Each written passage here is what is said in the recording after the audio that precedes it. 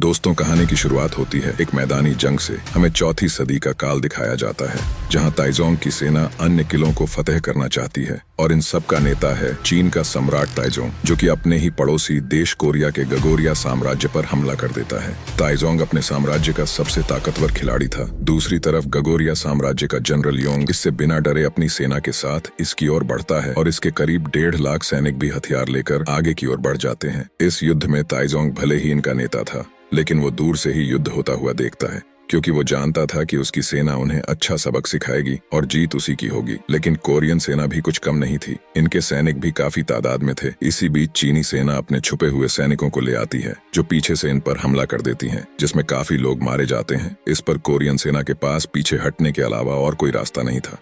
इसी बीच हमें एक नया किरदार दिखाया जाता है, जिसका नाम था समूल, जो अपने भाई की मौत से बहुत ज्यादा दुखी था और वह अपने भाई को कंधे पर डालकर यहाँ से चला जाता है। और अब कहानी घूमती है ताइजोंग पर, जो अपने सैनिकों के साथ आगे की योजना पर चर्चा कर रहा था। और इसी बीच उसके सिपाही एक कोरियाई लड़की को वहां लेकर आते हैं। ये लड़की दोस्तों भविष्य देख सकती थी। ये लड़की चीनी सेना को कोरिया के प्राचीन गगुरियन धनुष को छूने से मना करती है, जो कि महान राजा चोमोंग का था। और फिर ताइजोंग फिर से अपने प्लान को लेकर बातें करना शुरू कर देता है। ये कहते हैं कि हमें गौगुरिया साम्राज्य को अपने कब्जे में लेने से पहले अनसी किले को अपना बनाना होगा, क्योंकि ये किला गगुरिया साम्राज्य का एक अहम हिस्सा था। क्योंकि ताइजोंग ये बात अच्छे से जानता था कि किले के कमांडर और गगुरिया के राजा के बीच संबंध अच्छे नहीं थे, इसलिए वो सोचता है कि अनसी किले को जीतना काफी आसान होगा और इसे जीतने के बाद वो आसानी से गागुरिया साम्राज्य तक पहुंच जाएगा। ये बात गागुरिया के राजा को पता चल जाती है कि ताइजोंग का अगला निशाना एनसी का किला है, बल्कि वो इसकी मदद नहीं करता, लेकिन सिर्फ कमांडर को मारने का प्लान बनता है। और सैमूल को अपने पास बुलाकर कहता है, तुम कमांडर को मारोगे, मैं जानता हूँ कि तुम बहुत बहादुर और समझदार हो। इसके बाद में वो उसे एक तलवार देता है। ये सुनकर सैमूल वादा करता है कि मैं आपका ये काम जरूर करूंगा। अगले दिन सैमूल अपने साथियों के साथ दिखाया जाता है, जहां कुछ गाड़ियां गड्ढे में फंसी थी, जिन्हें निकालने के लिए समूल उनकी मदद करता है और एनसी के किले के बारे में पूछता है। उसके बाद एक आदमी कहता है कि यह मुख्य कमांडर योंग है और उसका साथी कहता है कि हमने सुना है कि ताइजोंग ने अपना एक जासूस भेजा है जो हमारी भाषा बोल सकता है। ये सुनकर समूल के सिपाही अपनी तलवार निकाल लेते हैं, लेकिन वो लोग मारे जाते हैं और समूल को ये लोग अपने साथ बंदी बनाकर ले जाते हैं। योंग समूल से कहता है, उसके आदमी मुझे गद्दार मानते हैं और तुम मेरे ही गढ़ में आ गए हो। समूल कहता है कि दुश्मन मेरे पीछे पड़े हैं, मैं चाहूं या ना चाहूं, लेकिन यही मेरा घर है। इतने में ही एक आदमी आता है और उसे बताता है कि तुम उस कबीले के आखिरी सदस्य बचे हो। जब समूल अकेला होता है, जब वह अपनी तलवार निकल कर देखने लगता था जिससे उसे योंग को मारना था, समूल योंग का पीछा करता है और देखता है कि योंग एक गरीब से घर में एक बच्चे का नाम रख रहा था। इस पर यह औरत भी शुक्रिया बोलती है। ये सब देखकर समूल को एहसास होता है कि योंग भी अपने लोगों का काफी ख्याल रखता है और लोग भी इससे खूब प्यार करते हैं। अगले सीन में योंग को कुछ लोगों के साथ रस्सी खींचते हुए दिखाते हैं और तभी कुछ देर में सायरन बजता है और ये सब लोग वहां जाकर देखते हैं तो वहां कुछ सैनिक दिखते हैं जो इनकी फिराक में हैं, यहां आए थे ताकि अपने मकसद में कामयाब हो सके।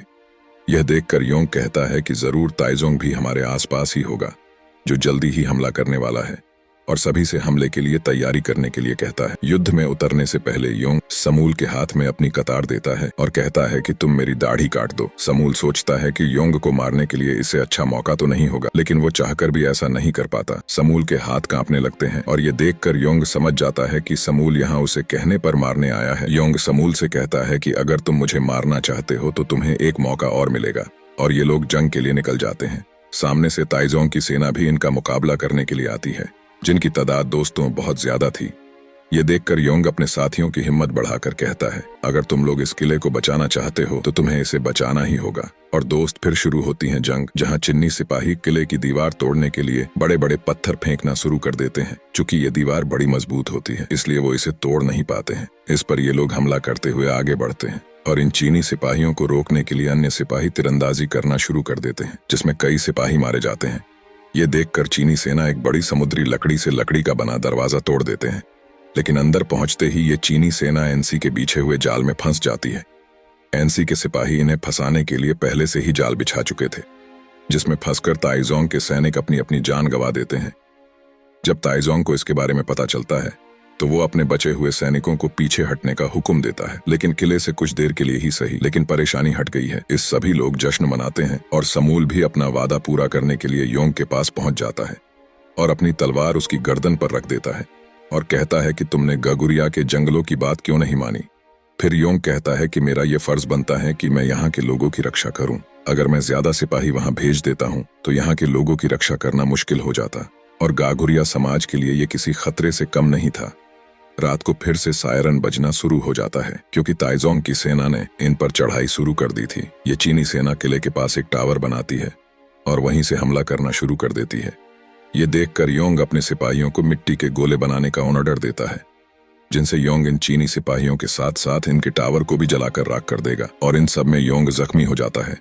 तो इसका फायदा उठाकर जब चीनी सेना हमला करती है, वैसे ही समूल बीच में आकर योंग को बचा लेता है।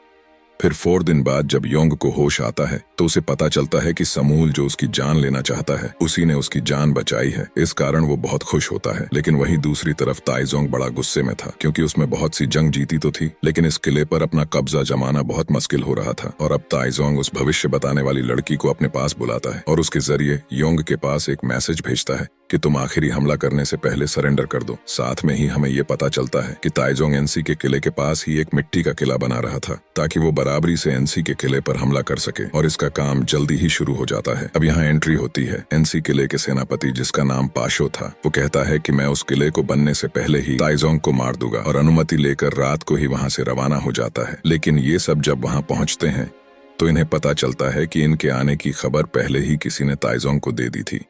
ये सब मारे जाते हैं, लेकिन दोस्तों पाशो मरने से पहले योंग के पास चला जाता है और कहता है कि ये काम चीनी लड़की का ही किया हुआ था जिसने पाशो के आने की खबर ताइजोंग को दे दी थी। ये लड़की कहती है कि एनसी के किले पर हमला करने के अलावा कोई और रास्ता नहीं है। मैं भविष्य देखकर बता सकती हूँ कि तुम्हारा बुरा वक्त आने वाला है। ये सुनकर समूल उसका गला काटता है। पाशो की महबूबा और योंग की बहन बदला लेने के लिए ताइजोंग को मारने के लिए चल देती है, लेकिन बहादुरी से लड़ने के बाद भी चीनी सेना उन्हें मार देती है और उनके शरीर को किले में लाकर पाशो के साथ ही दफना दिया जाता है। और ये देखकर समूल योंग से मदद मांगने के लिए खुद गागुरिया जाने की कहता है और कहता है कि योंग गद्दार नहीं है, वो तो आज भी किले की सुरक्षा के लिए बहादुरी से खड़ा है। योंग बाहर जब बच्चों को मिट्टी से खेलता हुआ देखता है तो कहता है कि वो मिट्टी से बनने वाले किले को गिरा देगा। इस बात को वो लोकल लोगों के साथ शेयर करता है और वो लोग कहते हैं कि इसके लिए हम किले के नीचे से एक गुफा बनाएंगे ताकि उनका किला गिराया जा सके। साथ ही योंग से कहते हैं कि उन्हें किला बनाने दीजिए जब तक हम अपना काम पूरा ना कर लें। कुछ दिन बाद ही इनका काम पूरा हो जाता है और ये लोग योजना बनाते हैं कि जब चीनी सैनिक किले में होंगे तभी ये लोग गुफा में आग लगाकर उसे गिरा देंगे। लेकिन बदकिस्मती से बारिश हो जाती है और गुफा में पानी भर जाता है और ये लकड़ी के खंभे गीले होने की वजह से जल नहीं पाते। और योंग से कहते हैं कि हम इन्हें लकड़ी से काटेंगे और अपना जीवन एनसी के नाम कर देंगे। और ये लोग खंभों को काट देते हैं और अपने जीवन किले के नाम कर देते हैं और वहीं चीनी सैनिक भी मारे जाते हैं और चीनी किला मिट्टी में मिल जाते हैं। ये देखकर योंग चीनी सेना पर हमला कर देता है और कहता है जब तक हम मर नहीं जाते, जब तक हम ये लड़ाई लड़ेंगे और दिन रात ये लड़ाई होती रहती है। और इसी बीच अपने आदमी से कहते हैं कि जाओ और मेरे लिए जोमुक का प्राचीन धनुष लेकर आओ। और फिर प्रार्थना करते हुए एक निशाना लगता है जो सीधा लगता है ताइजोंग की आंख में और फिर ताइजोंग उससे बुरी तरह जख्मी हो जाता है।